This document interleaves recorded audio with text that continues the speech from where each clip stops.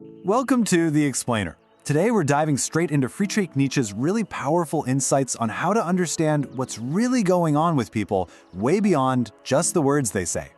So let's start with a big question. Are people actually hiding from you, or are they hiding from themselves? You know, most people aren't consciously trying to fool you. They're more like actors in a play they never even wrote.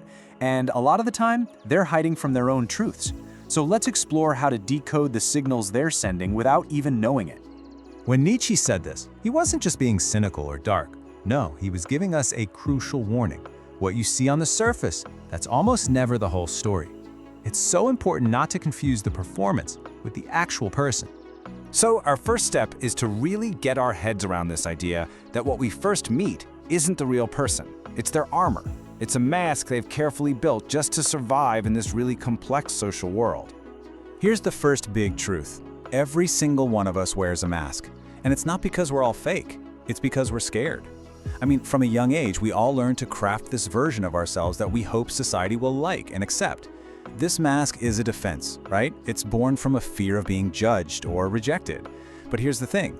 These masks are never perfect. They always have cracks. Okay, so if everyone's wearing a mask, how in the world do we start to see what's really going on underneath it all? Well, it starts by learning to read the clues that the mask itself reveals. Nietzsche would tell us to be a little wary of the person who is constantly and loudly talking about how pure and moral they are. He didn't see this as real goodness. More often than not, it was what he called the will to power, that basic human drive to have influence, just wearing a very virtuous disguise. The main idea here is pretty simple when you think about it. Genuine goodness doesn't need an audience. It doesn't need a round of applause or constant validation. So when virtue starts to look like a performance, it's probably a good idea to question the motive behind it. Oh, this is a classic case of overcompensation. Someone who is genuinely confident, who is really secure in themselves, has zero need to compete all the time or to dominate a room or to put other people down. That kind of behavior, it's a huge tell, a sign of a much deeper insecurity. So the next time you see someone who just seems desperate to prove how great they are, try to look a little deeper. Their intense need to feel superior is very often a direct reflection of a hidden feeling of being inferior.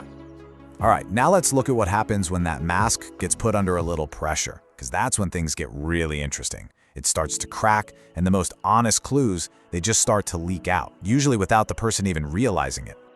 Exaggeration is such a fascinating psychological giveaway. It's like someone is blasting the volume on their words because they're trying to drown out some inner doubt, some nagging insecurity that they just can't stand to listen to. And this just nails the point perfectly.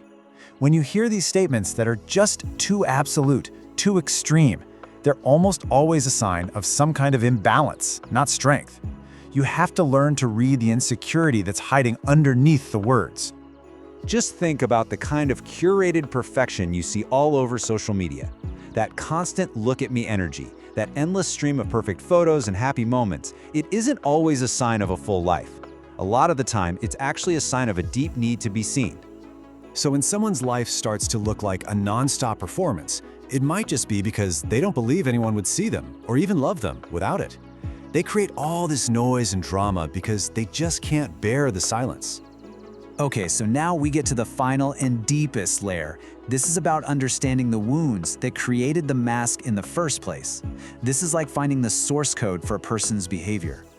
You know, we love to think that people are rational, that their beliefs are all built on facts and logic. But Nietzsche believed that underneath every single logical argument, there's an emotional wound. People form their entire worldview based on what has hurt them, and then they use logic like a shield to justify those emotional positions. This question is a total game changer. It shifts your focus from reacting to their arguments to actually understanding their defenses. And all of a sudden, their opinions don't feel like attacks anymore. They feel like shields that were designed to protect a past hurt. We often think we're making these conscious, adult choices. But if we're being honest, a lot of the time we're just repeating the patterns and replaying the exact roles we were taught as children just to survive. Your behavior is your biography. For example, a child who was never really heard grows into an adult who never really listens. A child who had to constantly earn love grows into an adult who is always performing for affection. That script gets set really, really early. So, why does any of this matter? Well, the point of all this knowledge isn't to judge people or to put them in boxes. It's about developing a much more profound, more compassionate way of understanding them. The ultimate goal here isn't to get leverage over other people, but to be able to offer them grace. Once you can see the scared kid hiding behind the critic, you don't become weaker, you actually become unshakable. And this is where it all comes together. This whole journey of trying to understand the masks and the wounds of other people, it inevitably and powerfully leads you right back to your own patterns, your own fears, your own mask. And that's really the ultimate takeaway. This isn't just the end of an analysis, it's the start of a whole new way of seeing. A way of seeing the world, and maybe most importantly, ourselves, with so much more clarity and compassion. What will you do with that insight?